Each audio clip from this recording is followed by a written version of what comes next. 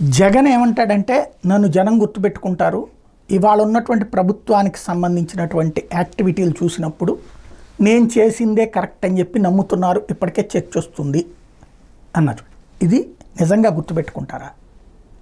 5 ఏళ్ల తర్వాత చూడాలి. సంక్షేమ పథకాలు ఖచ్చితంగా జగన్ మార్క్. ఒకప్పుడు 108, 104 ఫీజు రియంబర్స్మెంటు, ఆరోగ్యశ్రీ ఇవి ఎట్లయితే రాజశేఖర్ రెడ్డి ముద్ర అట్లా జనంలో ఉండిపోయిందో అట్లాగే సంక్షేమ పథకాలు అంటే బ్రాండ్ అంబాసిడర్గా జగన్మోహన్ రెడ్డి పేరు జనం మెదళ్లలో ఉండిపోయింది.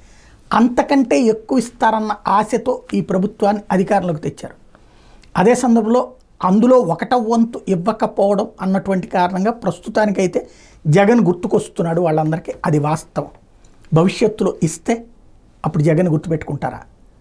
ఇవ్వకుండా ఉంటే గుర్తుపెట్టుకుంటారు, ఇస్తే గుర్తుపెట్టుకోరు. అడ్మినిస్ట్రియల్ రిఫార్మ్స్లో మాత్రం జగన్ ఖచ్చితంగా గుర్తుపెట్టుకుంటారు. అది ఈ ప్రభుత్వ వైఫల్యం. ఎందుకు అంటే సచివాలయ వ్యవస్థని నాశనం చేసి వాలంటీర్ వ్యవస్థని పక్కన పెట్టేసి అంత అద్భుతం అని చెప్పి పేపర్లలో రాయించుకుని సోషల్ మీడియాలో టమ్ముకులు వేసుకున్నంత మాత్రాన సాధ్యం కాదు.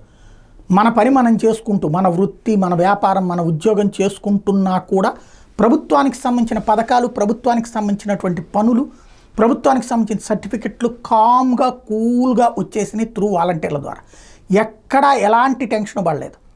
ఇవాళ రోజున ప్రతి దానికి తిరిగేటటువంటి పరిస్థితి, ప్రతి దానికోసం ఎంపర్లాడే పరిస్థితి వచ్చాక అడ్మినిస్ట్రేషన్ కరెక్ట్ అని చెప్పి ఇంకా టముకులేసి చెప్పునంత మాత్రాన సాధ్యమా? ఆ విషయంలో జగన్ని ఖచ్చితంగా గుర్తుపెట్టుకుంటారు.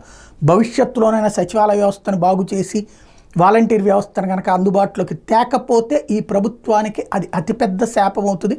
నోటికొచ్చిన ముద్దలాగేసి నువ్వు తినేటటువంటి ముద్ద నాదని చెప్పుకో అంటే ఎవడు కూడా ఎక్కువ కాలం పాటు సంతృప్తి పడడు. తిరుగుబాటు ఉంటుంది, లేదా విసుగు ఉంటుంది, చిరాకు ఉంటుంది, అసహ్యం ఉంటుంది. ఆ విషయంలో జగన్మోహన్ రెడ్డికి benefit. But at the same time Jaganmohan రెడ్డికి సంబంధించినటువంటి రాజకీయ పరమైనటువంటి అంశాల విషయంలో వచ్చిన వైఫల్యం, అక్కడ ముగ్గురు జట్టు కట్టడం, ఇతను ఒంటరిగా ఉండటం అన్నటువంటిది మాత్రం మైనసే.